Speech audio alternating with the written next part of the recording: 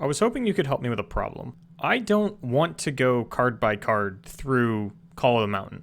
I think you've already seen that 100 times. If you've clicked on this video and you're not subscribed to me, you're definitely just like going through these, just trying to see what everybody thinks of the cars.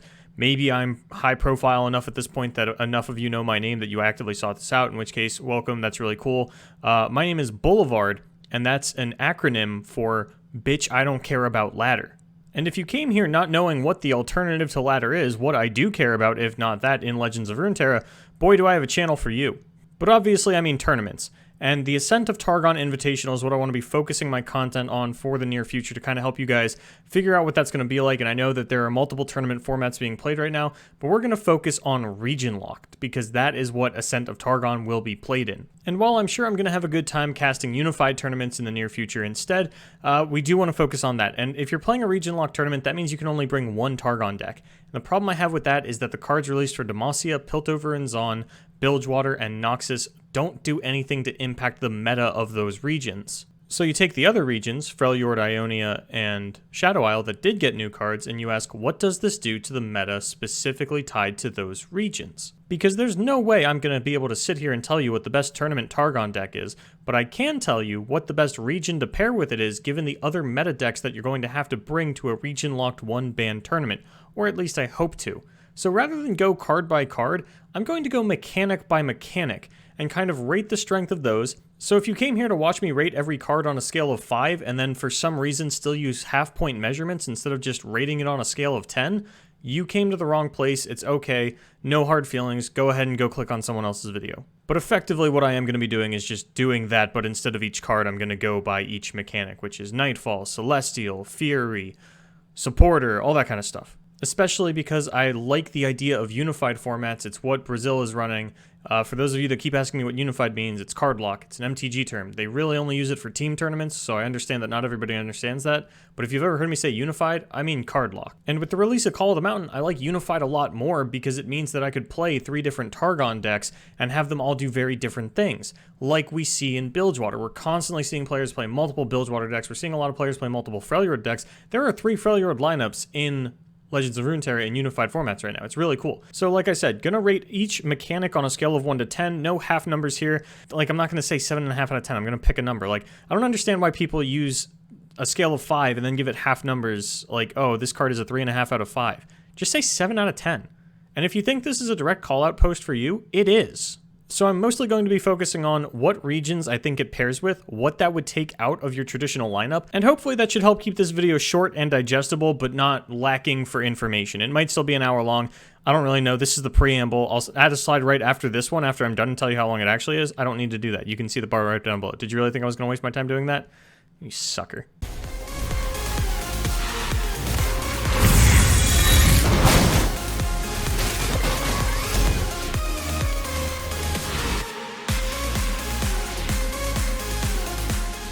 So going in order that the cards appear on Mobalytics, because that's what we're going to be using for the visuals, first off we have Behold, which is a mechanic akin to the dragon stuff in Hearthstone. You reveal a certain kind of card in your hand, you get a kind of effect. It's pretty cool. This is a mechanic that goes to the Freljord region that dips a little bit into Targon, and it sucks.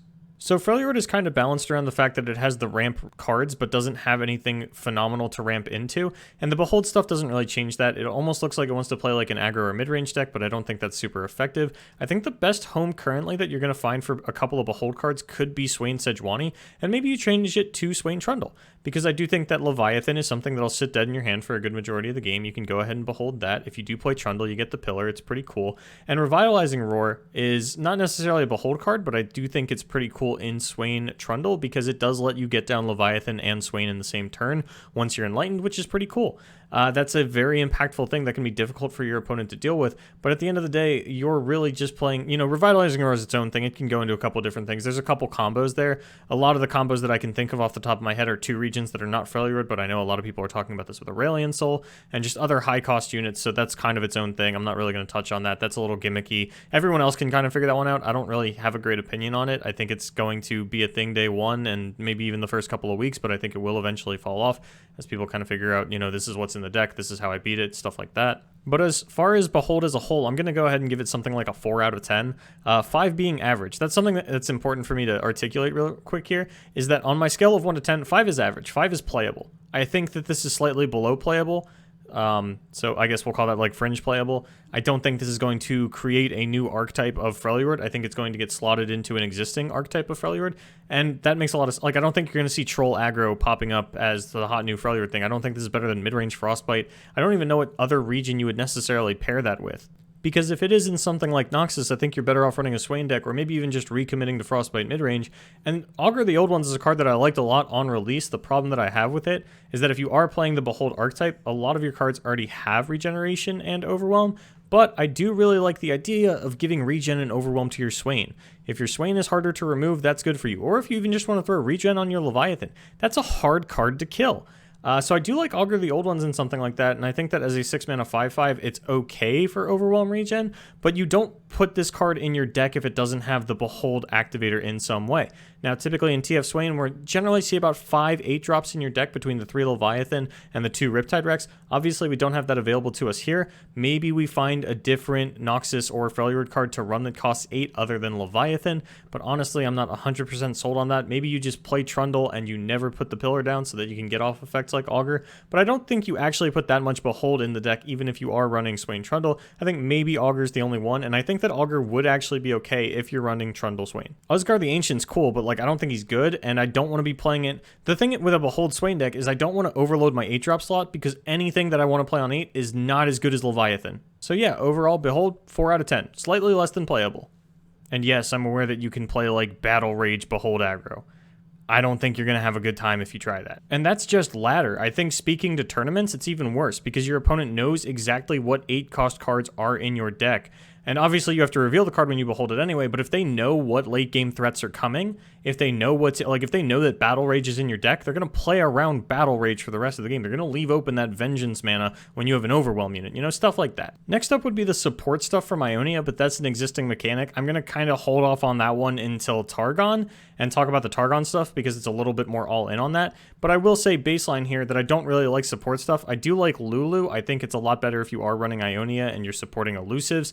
I think that's something that a lot of people have picked up on and are thinking about, but I don't like the Taric stuff, and I'll get into that when I get to Targon. I know I said I was going to go in Mobalytics order, but could you imagine if I skipped Nightfall just because it's at the bottom and then came back to it after I did the 5 Targon mechanics? That'd be wild. I can't do that. That's so weird. It flows off the flow of everything, the mojo. But long story short, also not super impressed by Nightfall. If you watched one of my casts earlier, I had talked a lot about Nocturne and how I think that it's perfectly reasonable to actually just put Nocturne in a mono Shadow Isle fearsome aggro deck. And when you need to understand, when I say mono in a game like this, I mean 34 cards. You can run the 6 cards, whatever else you want. I think that's totally fine. But in the old fearsome decks, Wraithcaller was really the only 4-drop that you were running. Sometimes you would play Chronicler of Ruin, but that's because you had Rekindler and the Wraithcallers. It's a whole other thing. Assume we don't play Chronicler of Ruin anymore. Wraithcaller is your only turn 4 unit. Nocturne can help subsidize that, especially because you don't have a lot of 3-drops in your deck either. You have Callista and Frenzied Skitterer, and that might be it off the top of my head.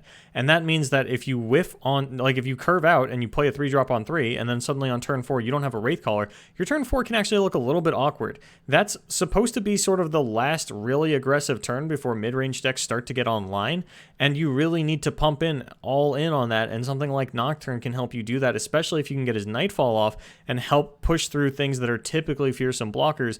I always talk about Deep as the deck that is weak to fearsome, and Deadbloom Wanderer is when they start being able to block things like this. So if you can actually turn off the Deadbloom for the turn, you've got a great attack against something like a Deep deck. But because the rest of the Nightfall cards don't really go into a fearsome deck, I'm not sure how you're actually going to do something like that. So it is possible that Nocturne doesn't even see play there. Risen Mists, I'm kind of whatever on. I haven't quite figured that one out. I'm just going to let everyone else figure that one out. I don't actually really feel one way or the other about it. Burst speed units are cool. 4 mana for a Mist Wraith is not cool when I don't get a 4/3 attached to it, even if he doesn't have Fearsome anymore. But back on Nightfall, obviously there are some Targon Nightfall cards. Diana is in there. Assessing aggressively costed champions is really weird because they need to be impactful early game but not have a flip side that takes over the late game, and I think that typically low-costed champions are very fair, except Ezreal. But Diana isn't necessarily something that's going to take over a game. She still has that 3 HP that you can kill with pretty much most of the removal suites in the game. And constantly getting things to trigger your Nightfall can be difficult while also trying to aggro out your opponent. But I don't think Nightfall fits into a Fearsome deck. I don't think Nightfall really fits into any deck. I don't think a Nightfall deck is a good deck. Especially in tournaments. Shadow Isle is one of the highest priority regions out there. And you want to put it with Targon for a bad aggro deck? Now, I don't have a great read on the tournament potential of Targon. I've got some thoughts and opinions, but until we actually see what comes down, I don't know how much merit those opinions actually hold. It's possible that Targon is very good for tournaments. It's possible that Targon is very bad for tournaments. I know either way, it's probably not what I want to commit my Shadow Isle deck towards. If there's only one playable Targon deck that comes out, I'm pretty sure it's not Nightfall. And if it's not Nightfall, I'm pretty sure you don't have to pair it with Shadow Isle. Maybe it's Thresh Aurelion Soul. Maybe then I could see the argument. Okay, this is really good deck. It has to take away from my Shadow Isle. You know, it's such a good deck. I have to play it. But I don't think that's going to be the case either way with Nightfall or like Thresh Aurelion Soul. I think that Deep is still going to be very good in tournaments. I think that Endure Spiders still exists in a very large capacity. Freljord might get a little bit more interesting, so we'll have to see on that. Endure Spiders are already fighting Frostbite midrange for their slot, but Frostbite midrange did just get nerfed, so I think Endure Spiders have a little bit better of stuff going on for them. So I really don't think mixing Shadow Isle with Targon is where people are going to be going. But when I say Nightfall, it's very important that you understand I mean a Nightfall deck, like a deck focused around something like Nocturne or Diana. I don't think that's going to be very good. I think that's another 4 out of 10, slightly below average. I think that Nightfall cards will see play, for example, Unspeakable Horror. Very good for a lot of decks, especially aggressive Shadow Isle decks that want to play Vile Feast, so they have that 1 damage removal, but also really like the idea of being able to get a little bit of over-the-top damage onto the face. That's something that a couple of Fearsome decks in the past could struggle with. You would leave your opponent at 2 or something like that. It just didn't feel great. If you're an aggressive deck, you generally don't need that Spiderling for blocking. I think things like Deep and Endure Spiders especially still very much going to want that Vile Feast because that Spiderling does do a lot for them. But if you are an aggressive deck, I think Unspeakable Horror is actually a lot better. Now, we can even do this card by card. Stygian Onlooker. This card sucks if you don't Nightfall it, and you're probably not Nightfalling at turn 1. It is not the same as going for a Warning Shot Jagged Butcher. It's not. Doom Beast. This card, I don't want to put this in my deck. It doesn't have a keyword. It's understated. It doesn't have Fearsome once the Nightfall goes off. Dealing 2 damage to the opponent Nexus, cool. If I wanted that, I'd play Boom Crew Rookie. Nocturne, very good. Don't think you ever get to level him. If you do level him, he's very good. I think that the deck cost to level him is too high. It's not worth it. It doesn't auto win you a game. Dusk Rider. I had to click on this one because my camera's covering it. Dusk Rider is very cool. The problem is you have to play other Nightfall units, and that sucks. Diana has a much better chance as a Nightfall champion because you don't have to attack with Nightfall units, you just have to play Nightfall cards, and that includes Unspeakable Horror, which I think is a very good Nightfall card. But even the Targon Nightfall cards outside of her kind of suck. Lunar Shadestalker, I really don't like this, like it's a 2-3 elusive.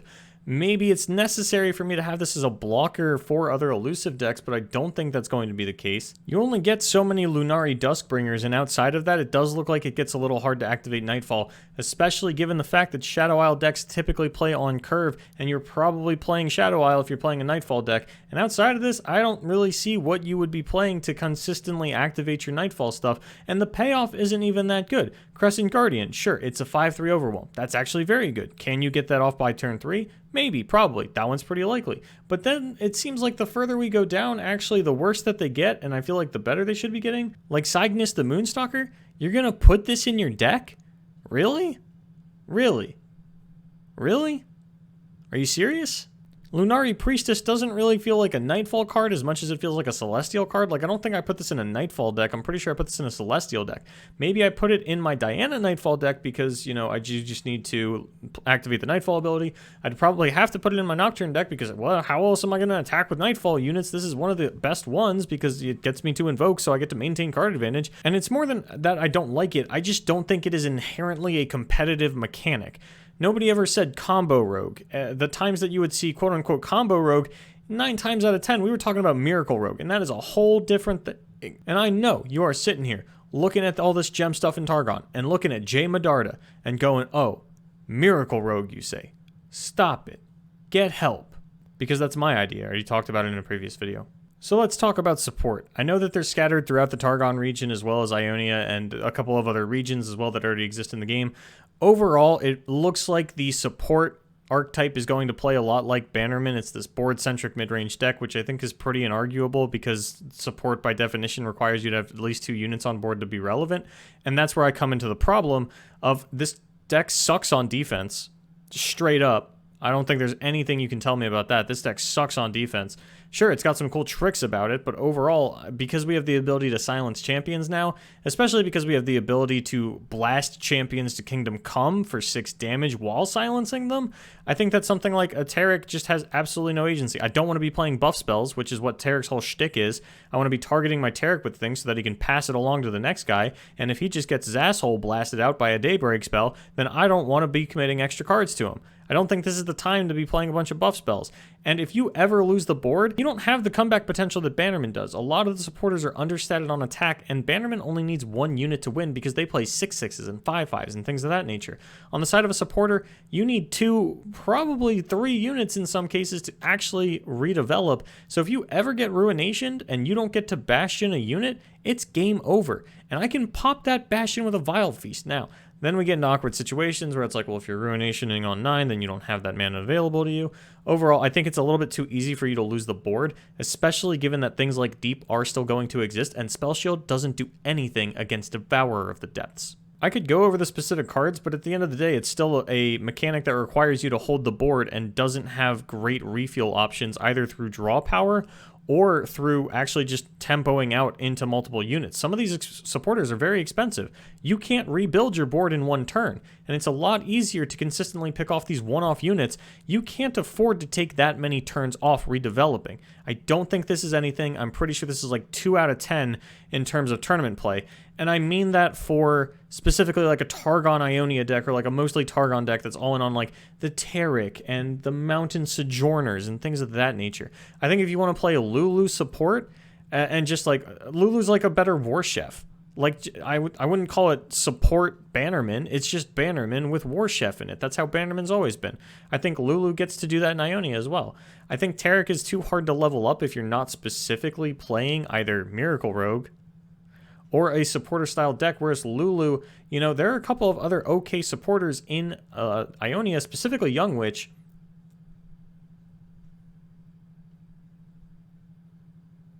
And pretty much exactly Young Witch. So it's not actually that hard to attack with 3+ supporters, especially because she counts herself. So if your Lulu can actually stick around, she can easily level up herself, and then you get to do cool stuff, like turn things into 5/5s instead.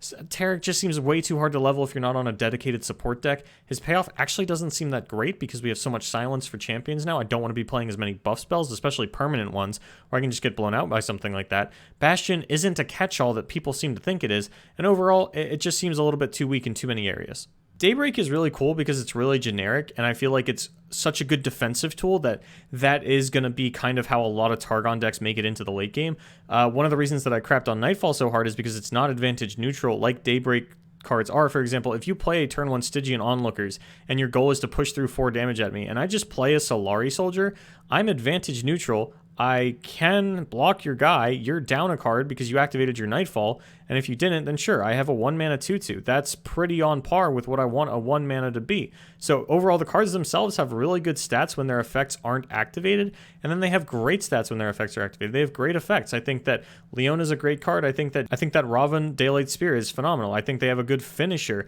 in Morning Light. I think that Sun Guardian is a card that I want to say isn't going to see play, but at the same time, a turn 6 8/7 with Overwhelm is a lot. Like, that's significantly better than Alpha Wildclaw. It's better than most on-curve indoors these days. A lot of on-curve indoors are like 8/8s or 7/7s, sometimes like 5/5s, and I think that Sun Guardian is something that people might sleep on, not really recognizing the potential of something like that, and I think that it's not unreasonable to like splash Shadow Isle and play Atrocity and something like that. Like, if I have a 6-mana 8-attack unit, you best believe I'm playing Atrocity if I can. That said, not quite sure how Shadow Isle would fit into this, but like I said, the Daybreak mechanic is extremely generic. It doesn't cost anything for you to run it. It's great on defense, and I think Leona Aurelian Soul is how a lot of people are going to settle on the Aurelian Soul going into the first tournament weekend. especially because it's self-contained within Targon. So like you could run Leona Aurelion Soul and splash any other region. That's kind of off topic. I mostly just want to praise the Daybreak mechanic for being so self-contained within Targon, being so splashable into every other region, and I think it's kind of going to be like the nab package of Targon where you can really put this in anything, and it's good on offense, good on defense. You know, there's punishes and play arounds on every which way, but overall the Daybreak mechanic as a whole is like 9 out of 10. Sure, you only get one of them a turn unless you have Raven out, and the fact that you have, like, the fact that Raven gives you the option to get off multiple of these in a turn is absolutely insane, and Sunburst might just be my favorite card from the set. This thing's absolutely bonkers. It silences a unit, which means that your opponent can't respond with a, like, burst buff spell, because the silence doesn't happen until the card starts to resolve. So if I go to blast your Taric to Kingdom Come, and you go, oh, Fury of the North it, well, guess what? Fury of the North resolves, then Sunburst resolves, which silences it, and kills it. And that just kind of is what it is. I love Sunburst. I think this is probably going to see play at least a one of in like every Targon deck. It's the vengeance of Targon. Like so many of these cards are just the X of Targon. It's insane. I think this is like I said, like a 9 out of 10, 8 out of 10 mechanic. It's so good. It's so good. I guess I'll talk about Fury. Fury doesn't feel like a synergistic mechanic like any of the other ones. Like I don't think you build a Fury deck. Involius Vox is the only sort of payoff card for that, but I still wouldn't feel like it's a Fury deck because he himself has Fury, and I can play like 1 or 2 other Fury cards and be okay with that. It's not like Daybreak where I'm playing like 20 Daybreak cards. I'd only play like 9 or 10 Fury cards. I don't think like it's a deck in that sense. A lot of the things that have Fury are vanilla otherwise, or I don't know, it feels like just kind of an afterthought. It doesn't really feel like a mechanic, so I guess I'd call it like 5 out of 10 because it feels average. Like it's cool that it exists, but I'm not really like Fust Firebrand. It's not a mechanic.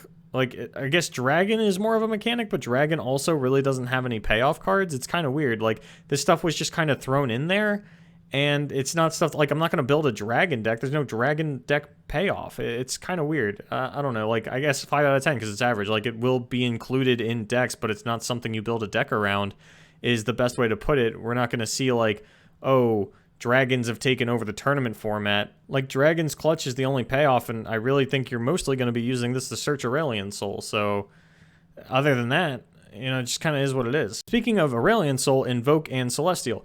I'm just going to tell you straight up, I think Invoke Celestial is like a 7 out of 10. I think that overall, a lot of the early cards that Invoke are a little bit too stat inefficient to really be playing into a meta where we could be seeing things like Elusive and Fearsome. I think that as with every set launch, we're going to see a resurgence of aggro. That's not really, like, this isn't just like a, oh, new set, let's play aggro. This is, there are powerful aggro tools contained within this set and not even necessarily within Targon. Ionia is an underrepresented region in tournaments right now, unless you're playing Karma Ezreal specifically. You're typically cutting Ionia, and that means that there's a lot of room for Elusive to come back in. And the Celestial stuff does not seem like it handles Elusives particularly well. I know there are Elusive Celestials, and I'm telling you, that doesn't matter. But at the same time, like, it does seem like this cool, inevitable late-game thing. Like, there's no doubting that Aurelion Soul is very good if you can get him to stick and level up and then, like, have a turn with an untapped Aurelion Soul. It's no Ezreal. It doesn't win me the game on the spot. And that's so weird to feel about, like, I've got this 10-mana champion, like, it does all this cool things. It's hard to kill because it's got Spell Shield and it's got Fury. I don't think I'm really sending my Aurelion Soul into combat. I'm pretty sure he's just chilling on the back line, and I just win the game that way by generating these Celestials. Obviously, 10 attacks very good. He gets beat up by Nautilus, though, so shout out to my boys down deep. What? I think I wanted to go, like, like that old school thing, and I just... What am I doing? Overall, I think it's one of the more fun mechanics. I do think it's strong. I just think it has very obvious, very exploitable weaknesses. And it is possible that the weaknesses aren't as exploitable as I think they are. That's kind of why I'm giving it a 7 out of 10. It is above average, I think. Like, you're probably going to have a harder time out aggroing it than you think you might. So we'll kind of have to see. It's really weird with tournaments and these really late game mechanics. Like, typically we see the late game decks work out in tournaments. We're not going to see, like, Spooky Karma get 3-0'd in a best of 5. We're not going to see War Mother's Control get 3-0'd in a best of 5. That's really not how late game decks work in Legends of Runeterra. And a lot of people just aren't bringing 3 aggro lineups, so that's just its whole other thing. But yeah, this one's a little bit hard to call given the tournament landscape, given that it is a completely new deck. This isn't like something that you slot into other stuff. I don't think you're running like half Targon Celestial and then half something else. I think you're going to be a mostly Targon deck. I think it's pretty reasonable to even be Allegiance Targon since it does go so heavily with this. And that's something that I really can't predict for a tournament scene because, one, I don't know what the deck looks like. Two, I don't know what the best region to pair with it is. Like, what would you think are the best sort of off-region cards to put in a Celestial Allegiance Targon deck? I'm actually curious. Because, like, off the top of my head, I want to say it's probably going to be some Freljord stuff, right? Like, I probably want a little bit of ramp or a little bit of healing. Like, Catalyst of Aeons doesn't sound like the most unreasonable thing to put in a deck like this. Like, you could probably go Catalyst and Roar and then play... Like, is that anything? I don't even know. Probably not, but you get what I'm saying, right? Like, it's a little bit too difficult for me to theorize. This is, like, I'm not here to build the next Targon Allegiance Tier 1 tournament deck, okay? I'm here to tell you what you should be expecting for the tournament landscape, and you should expect Celestials to be a thing on ladder, but I think we're going to figure out pretty quickly, at least before the open qualifier for Ascent of Targon, whether this is here to stay or whether it's a week 1 gimmick. I think that's everything I wanted to talk about. I have a little bit more to say on some of the stuff, but because I am a caster, like, I will have opportunities to speak my thoughts on camera, so I'm not going to, like, try to jam it all into a YouTube video and, like, plan this out for hours on end. This is just kind of, like, knee-jerk initial thoughts. Here's what I think of all these mechanics, how they impact the tournament meta. I think that we're going to be seeing a lot of the same decks that we saw in patch 1.6. I don't think there's going to be an actual major shakeup. I think that someone who is going to perform very well in this upcoming weekend is not going to be running any Targon anywhere in their lineup. It's just going to be like the same standard decks, maybe with like 1 or 2 new cards from Call of the Mountain added across their decks. But overall, yeah, I'm pretty excited to see how it actually all does shake out. I'm excited to cast Targon, even though I don't have all of the card names memorized just yet. That's going to be a pain in the butt, but I'll get it done. That's what I'm here for. That's my job. Get it done. Get the card names out there so that you guys can have a flawless listening experience. And speaking of flawless listening experiences, thank you so much for listening to me rant about Call of the Mountain for however long this video actually ends up being. I sincerely appreciate all of your support. And yeah, go ahead, follow me on Twitter from the BLVD. I'll have a link to my socials down below. I don't know if you guys like... So I put my Linktree in every description, and it turns out a lot of people don't know what Linktree is. I'm not trying to sell you something. It's just a link to all my other socials. So you can click on that if you want and find me elsewhere. But yeah, I will be casting on twitch.tv/shitjustworks, doing all my casts for the foreseeable future, pretty much every weekend, sometimes during the week. Follow me on Twitter to figure out when and where I'll actually be doing it, because some of the casts might be hosted on my own channel or someone else's channel. It's all kind of up in the air. It's the nature of the game, baby. But that does actually wrap it up for me, guys. Thank you so much for watching. My name is Boulevard, and as always, good luck in your tournaments.